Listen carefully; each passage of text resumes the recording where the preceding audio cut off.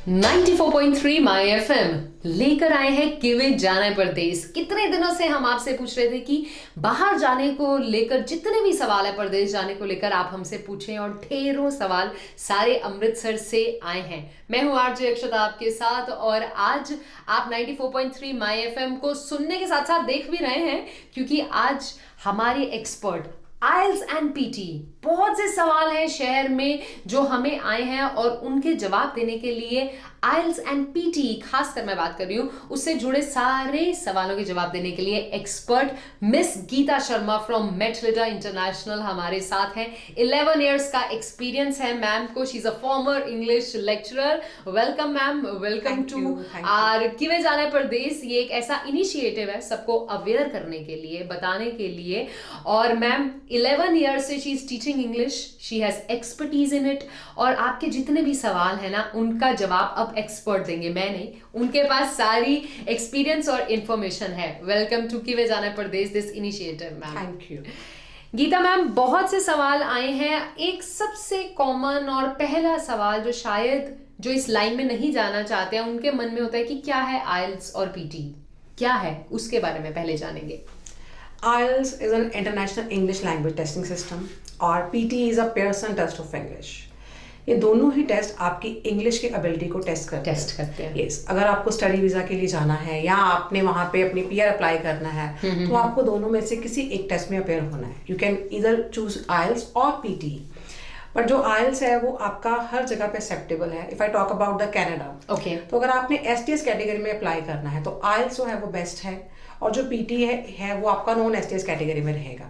Otherwise आप दोनों में से कोई सा भी टेस्ट चूज कर सकते हो, दोनों ही आपकी लैंग्वेज एबिलिटी को टेस्ट करेंगे। yes. बिल्कुल। तो अब बेसिकली अगर आपको स्टडी वीजा है या वैसे ही अब्रॉड सेटल होना है PR के लिए, तो एक बेसिक लैंग्वेज जो एक कम्युनिकेशन की लैंग्वेज है वर्ल्ड वाइड, दैट्स इंग्लिश, उसको जानना, सीखना, बोलने की एबिलिटी, सुनने की एबिलिटी होना बहुत जरूरी है, जिसके लिए IELTS that's the first step. Ma'am, सवालों की बात करूं तो मेरे पास एक लिस्ट ऑफ क्वेश्चंस हैं जो आए हैं, और सबसे पहला सवाल है कि जो जिसकी हमने बात की भी IELTS और PT, इसकी एप्लीकेबिलिटी को लेकर क्या कोई डिफरेंस है मैम? देखो, इसका स्कोर के ऊपर है। yes, अगर हम कनाडा की बात करें, अगर आपने IELTS करा हुआ है तो आपको 6 ईच बैंड ईच चाहिए। सिमिलरली जो PT है उसके स्कोर्स के ऊपर है। आपका जो PT है उसमें पॉइंट्स आते हैं, IELTS में आपके बैंड्स आएंगे। यस, और हर एक कंट्री की अपनी अपनी रिक्वायरमेंट है। पर मोस्टली अगर हम बात करें तो आपको 6 bands, not less than 6 for undergraduate, और for graduate 6.5, not less than 6। ठीक है मैम, ये आपका चाहिए। बिल्कुल। और ये सवाल एक था भी किसी का जिनका नाम था रजनी, उन्होंने खास यही पूछा था कि वो ग्रेजुएट हैं तो क्या उनके लिए बैंड्स अलग अलग हैं, अंडर ग्रेजुएट और ग्रेजुएट के। और जैसे कि गीता मैम ने समझाया कि अगर आप अंडर ग्रेजुएट है देन 6 बैंड, 6.5। नो, अगर आप अंडर ग्रेजुएट है तो ओवरऑल 6, नॉट लेस देन 6, और अगर आप ग्रेजुएट है तो 6.5 ओवरऑल और not less than 6 in each module. ठीक है मैम, दूसरे सवाल की बात करूं तो ये सवाल हमें विशाल का आया है, जिनका कहना है कि वो 3 अटेम्प्ट्स जो हैं वो दे चुके हैं, and he has got 5 bands, उनके 5 बैंड्स ही आ रहे हैं, तो वो अपने ये स्कोर कैसे इंप्रूव कर सकते हैं? देखो, जो सबसे बड़ी प्रॉब्लम आती है 5 बैंड्स में, वो कैंडिडेट का जो इंग्लिश का लेवल है वो आपका वहाँ इतना लेवल नहीं है जितना हमें टेस्ट के लिए चाहिए। तो first of all I will suggest the candidate has to work on the English skills. Yes, अगर आपकी लैंग्वेज स्किल्स नहीं है तो आपको बहुत दिक्कत आती है। आप चाहे 4-5 बार भी दे दोगे बट आपके स्कोर सेम रहेंगे। तो सबसे पहले you have to work at the English, तो दैट्स अ मेन थिंग। साथ साथ में अगर आपका जो पेपर का क्राइटेरिया है, राइटिंग का अगर बात करें, रीडिंग की या लिसनिंग, स्पीकिंग, आपको उनका मार्किंग क्राइटेरिया भी पता होना चाहिए। यस, कि मैं कहाँ पे लैग कर रहा हूँ, मेरी प्रॉब्लम क्या है। अगर आप अपनी वीकनेस पे काम करते हो कि यस दैट्स माय प्रॉब्लम और मेरे इस कारण स्कोर नहीं बढ़ रहे तो आप अपने स्कोर डेफिनेटली बढ़ा लोगे। लेकिन अगर आप सिर्फ प्रैक्टिस पे फोकस करते हो, आप अपनी चीजों पे फोकस नहीं करते कि मेरी लैग कहाँ पे मैं कर रहा हूँ, तो स्कोर्स में दिक्कत आती है। तो आपको IELTS के साथ साथ अपनी लैंग्वेज पे भी काम करना है, लैंग्वेज को सीखना है। जितना लैंग्वेज इंप्रूव होगा उतना IELTS आपका जल्दी हो जाएगा। आई थिंक गीता मैम एक भेड़चाल हो गई है कि बस हमने देते जाना है, बार बार रीअपेयर करना है और बस वो भरते जाना है, और अपने बेसिक्स पर काम करना आई थिंक लोग इम्पोर्टेंट नहीं समझते हैं। यस, बहुत बच्चे आते हैं हमारे पास, माँ मेरे को 3 बार रीडिंग दे दो, मेरे को 4 बार आप लिसनिंग करवाओ, मेरी स्पीकिंग 6 बार होनी चाहिए। यस, डेफिनेटली प्रैक्टिस चाहिए, लेकिन सबसे पहले अपनी वीकनेस पे भी देखो कि आपकी गलती कहाँ पे है। आप रीडिंग है, मैं अगर रीडिंग की बात करूं तो रीडिंग में बच्चा अपना ओवरऑल स्कोर देखता है कि मेरे 40 में से 20 क्वेश्चन सही हो रहे हैं तो मेरा 5.5 स्कोर आ रहा है। लेकिन आपको वो चीज तो पता चल गई, लेकिन अब ये देखो कि क्वेश्चन टाइप कौन सी गलत है। मेरे को हेडिंग्स में दिक्कत है, मेरे को कंटेनिंग में दिक्कत है, मेरे को ट्रू फॉल्स में दिक्कत है। जब आपको पता चलेगा कि मैं किस क्वेश्चंस में लैग कर रहा हूँ तो आप उस पर वर्क करो, तो डेफिनेटली स्कोर इंप्रूव होगा।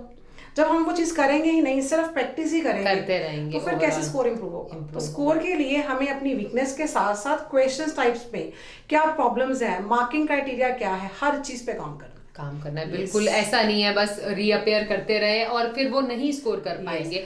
And I think long run में भी ना, अगर आपको बाहर जाना है, सेटल होना है, तो जो एक बेसिक कम्युनिकेशन लैंग्वेज है उसको दिल से सीखना जरूरी है, सिर्फ आइल्स क्लियर करने के लिए नहीं। This is what I believe. चलिए मैम, अगले सवाल की बात करूं तो ये सवाल आया है कि डज कॉन्फिडेंस एंड फ्लुएंसी इसे कंसिडर किया जाता है स्पीकिंग में फॉर आइल्स स्कोर? मैम जरूरी है कॉन्फिडेंस? डेफिनेटली। सबसे पहली बात कॉन्फिडेंस। अगर आप कॉन्फिडेंट नहीं हो तो आप बोल ही नहीं पाओगे, और अगर आप बोल नहीं पा रहे तो being an examiner how can I assess you? ठीक है, अगर आप मेरे को कुछ आंसर करोगे तभी ही मैं आपको असेस कर पाऊंगी, तो कॉन्फिडेंस इज मस्ट। अब आगे फ्लुएंसी। जब भी हम स्पीकिंग के स्कोर करते हैं तो देयर आर 4 क्राइटेरियाज। तो जो 4 criteria, that is number 1 fluency, yes, cohesion and coherence, lexical resource, pronunciation. तो आपको इन चारों पे काम करना है। अगर आप इनमें से किसी एक में भी लैग करते हो, मान लो आपका फ्लुएंसी ही नहीं है, तो डेफिनेटली आपके स्कोर के ऊपर इफेक्ट पड़ेगा ही पड़ेगा। वो जो 4 पैरामीटर्स हैं उससे आपको गुजरना ही है और उन्हें सबको क्लियर करना है। मैम एक स्टूडेंट के साथ ऐसा हुआ कि उसके बाकी सब में तो स्कोर अच्छा है और उसको बोलना भी अच्छा आता था, English, he was fluent in English, but फिर भी उसके स्पीकिंग में स्कोर नहीं आए। एंड वो बोल रहा है कि ऐसा क्या रीजन होगा? I think confidence. One of my student, उसके बहुत अच्छे स्कोर हैं इंग्लिश में, वो बहुत अच्छा है, अभी वो मेरे से कोचिंग ले रहा है। ओके। देखो कहीं से और करके आया था, तो उसका जो लिसनिंग का स्कोर है वो 8 है। यस, रीडिंग में 7 है, इवन राइटिंग जिसमें 7 बहुत कम आते हैं बच्चों के, और he has scored 7 in the writing, but speaking में 5.5 है। और जब मैंने उसका फर्स्ट डे स्पीकिंग लिया तो he was not confident, eye contact नहीं करता वो टीचर के साथ, कॉन्फिडेंस नहीं है।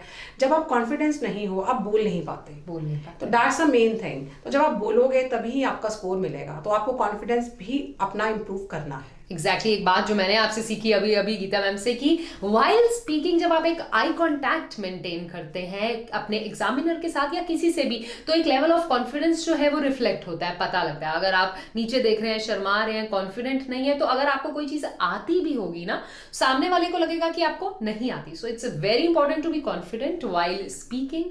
तो जो ही एक सवाल आया था, तो आई होप आपको अपने सवाल का जवाब मिल गया होगा फ्रॉम गीता मैम। मैम एक ना रूमर कह सकते हैं या एक मिथ कह सकते हैं ऐसी है, और एक सवाल भी आया है कि क्या ऐसा होता है कि दिल्ली या मुंबई जैसे बड़े शहरों में आइल्स के लिए अपेयर करने से बैंड्स बेटर आते हैं छोटे शहरों के कंपैरिजन में?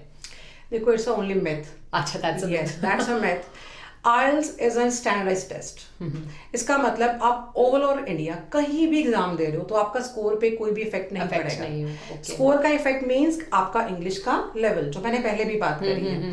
अब देखो, एक बिगिनर है लेवल, है ना, इंटरमीडिएट, अपर लेवल, ये चीजों का स्कोर के ऊपर इफेक्ट पड़ता है। आपका स्कोर अमृतसर में या बॉम्बे में डिफर नहीं करेगा। स्टैंडर्डाइज टेस्ट है, एग्जामिनर के पास सेम मार्किंग क्राइटेरिया है, वो उसी चीज को ही फॉलो करेगा। तो डेफिनेटली आप अगर इंग्लिश में अच्छे हो तो आप कहीं भी एग्जाम दोगे तो स्कोर आपके अच्छे ही आएंगे। और अगर आपका इंग्लिश नहीं है या आपके पास प्रॉपर गाइडेंस नहीं है आइल्स को लेके, तो आप स्कोर नहीं कर पाओगे। तो फिर ऐसा नहीं सोचना कि आप दिल्ली जाएंगे तो आपके बैंड्स में मतलब अच्छे बैंड्स आएंगे और अमृतसर रहकर नहीं। इंपॉर्टेंट है सीखना लैंग्वेज। सबसे बड़ी बात है अक्षिता, बड़े बच्चे आते हैं हमारे पास, मैम हम जालंधर में पेपर भर देते हैं और मैं उनको बोलती हूँ, बेटा जो जालंधर वाला है वो अमृतसर में आता है, आप जालंधर जा रहे हो वो अमृतसर में आएगा। डिफरेंस इतना ही है। स्कोर आप कहीं भी दोगे उस पर कोई भी इफेक्ट नहीं पड़ेगा। इवन आप थक जाओगे ऑब्वियसली। यस, आप जा रहे हो, आप दिल्ली जा रहे हो तो आप डिस्टेंस कवर कर रहे हो, आप सेम डे जा रहे हो तो आपका प्रेशर बढ़ेगा, तो स्कोर बढ़ने की बजाय कम हो गए। और अगर आप अपनी ही सिटी में जहां आप ये डेफिनेटली कंफर्टेबल हो, जहां आप यूज्ड टू हो, आपको पता है, तो वहां क्यों नहीं दोगे? ये आपका साइकोलॉजिकली भी इफेक्ट करेगा। If you are confident, if you are comfortable, definitely you will get good scores. Exactly. इसीलिए प्लीज मत भागें किसी के कहने पर, because there are lot of people in the market जो मिसगाइड करते हैं ऐसी चीजों को लेकर और लोग मान भी लेते हैं. So like the expert in IELTS and PT said कि कहीं मैटर नहीं करता है आप किसी भी शहर में हैं, it's a standardise test. Better है कि आप वहां रहें जहां आप कंफर्टेबल हैं, कंफर्टेबली जाएं, रिलैक्स होकर जाएं एंड बी कॉन्फिडेंट. अगर आपको आता है तो जरूरी तो है सीखना सबसे पहले to have a hold on the language. Command होना जरूरी है. मैम एक सवाल जो है वो है कि गुड स्पीकर है, फ्लुएंसी भी अच्छी है, इंग्लिश भी आती है, लेकिन फिर भी मार्क्स नहीं आते हैं, बैंड्स नहीं आते हैं, क्या रीज़न है उसका? क्या क्राइटेरिया है जो उन्हें समझ नहीं आ रहा है? उसका सबसे पहला जो क्राइटेरिया है वो बच्चा ओवर कॉन्फिडेंट होता है. ओवरकॉन्फिडेंट. ओके. उसको लगता है I am very good at English, तो मैं तो एग्जाम दूंगा और मैं जल्दी से क्लियर कर लूंगा. ठीक है जी. उसको मार्किंग क्राइटेरिया नहीं पता. आप इंग्लिश में तो अच्छे हो, दैट्स रियली ग्रेट, लेकिन साथ में अब आपको एग्जाम्स के पैरामीटर भी पता होने चाहिए. आपको टाइम रीडिंग है तो अगर आप टाइम मैनेज नहीं कर पाओगे आपका स्कोर इंप्रूव नहीं होगा. राइटिंग में अगेन देयर आर 4 पैरामीटर्स. आपको देखना है कि वो क्या पैरामीटर्स हैं, कहाँ मैं गलत हूँ, क्या मैं जब मैं राइट कर रही हूँ, मैं राइटिंग कर रही हूँ तो मेरा एक नेचुरल फ्लो है, क्या मैं उस चीज को फॉलो कर रही हूँ जो एग्जामिनर मेरे को असेस करेगा. वो चीजें बच्चा नहीं करता. उसको लगता है कि मेरी इंग्लिश बहुत अच्छी है, मैं बिना प्रेपरेशन के एग्जाम दूंगा और मैं क्लियर कर लूंगा. वो स्कोर नहीं ले पाता. उसको इंग्लिश के साथ साथ आइल्स पे भी काम करना है. जैसे आइल्स वाले को अपनी इंग्लिश पे काम करना है, सिमिलर इंग्लिश वाले को आइल्स पे काम करना है. Because like Geeta ma'am said कि जरूरी नहीं है कि आपको अगर वो लैंग्वेज आती है तो आपको वो सारे पैरामीटर्स भी पता हो जो एक एग्जामिनर के माइंड में है या जिस हिसाब से वहां पर एग्जाम जो है आइल्स का एग्जाम लिया जाता है. सो दैट्स वेरी इंपॉर्टेंट कि आप आइल्स की तैयारी भी करें. इंग्लिश तो आपको आती ही है. Never feel over confident about anything, because फिर वही है जहां हम फॉल करते हैं और गिरते हैं वहां जाकर.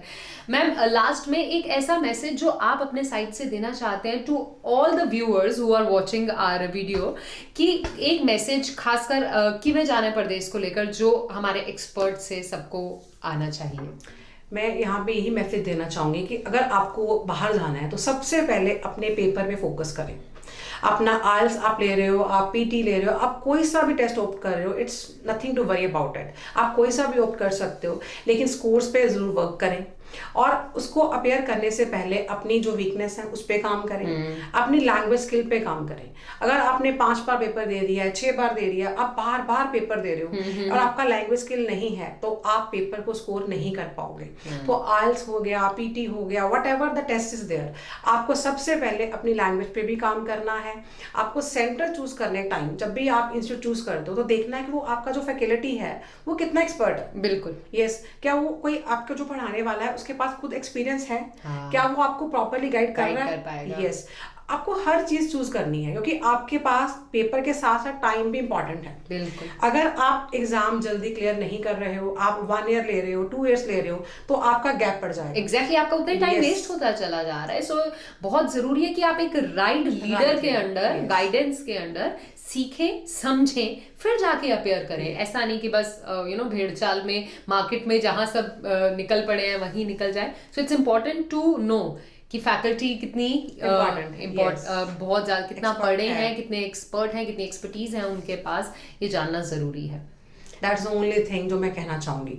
क्योंकि जब हमें कोई भी एग्जाम देना है, जब तक हम उस एग्जाम के फाउंडेशन पे काम नहीं करेंगे तो हम एग्जाम को क्लियर नहीं कर पाएंगे. तो वो बहुत जरूरी है. And practice makes a man perfect. Do practice English के ऊपर भी और आइल्स के ऊपर भी. Definitely you would be able to get your desired scores. और आप जा पाएंगे कि वे जाना परदेश, आप जा पाएंगे और अच्छे बैंड्स के साथ, अच्छे स्कोर के साथ कॉन्फिडेंटली जा पाएंगे. अक्षिता, आइल्स पहला स्टेप है. बिल्कुल. अगर आपने बाहर जाने का मन बना लिया है तो आपको एग्जाम तो क्लियर करना ही पड़ेगा. तो फिर क्यों ना हम अभी से अच्छे से स्टार्ट करें. बिल्कुल. तो मैं अपने ड्रीम कंट्री में पहुंच सकता हूँ इजीली, क्योंकि ये एक ड्रीम है. That's a dream. अगर आपको अपना ड्रीम जीना है तो उस पर हार्ड वर्क भी करना पड़ेगा. और कहते हैं ना, किसी भी बिल्डिंग की अगर फाउंडेशन स्ट्रांग हो तो वो बिल्डिंग स्ट्रांग रहती है. तो अगर आप बाहर जाकर सेटल होना चाहते हैं तो अपनी फाउंडेशन, इंग्लिश की ये जो एक फाउंडेशन है, आपको स्ट्रांग करनी ही पड़ेगी, सो दैट आप आराम से वहां सेटल हो सके, आगे चलकर कोई भी प्रॉब्लम जो है वो ना फेस करनी पड़े. Thank you so much. मैकलिडा इंटरनेशनल से गीता मैम ने अपना इतना प्रेशियस टाइम निकाला है, आज हमारे पास आए हैं आपके सवालों का जवाब देने के लिए. I am really thankful ma'am. Welcome. सुनते रहिए और देखते रहिए 94.3 माई एफएम। मैं हूँ आरजे अक्षता आपके साथ, और जैसे मैं हमेशा कहती हूँ, चलो आज कुछ अच्छा सुनते हैं।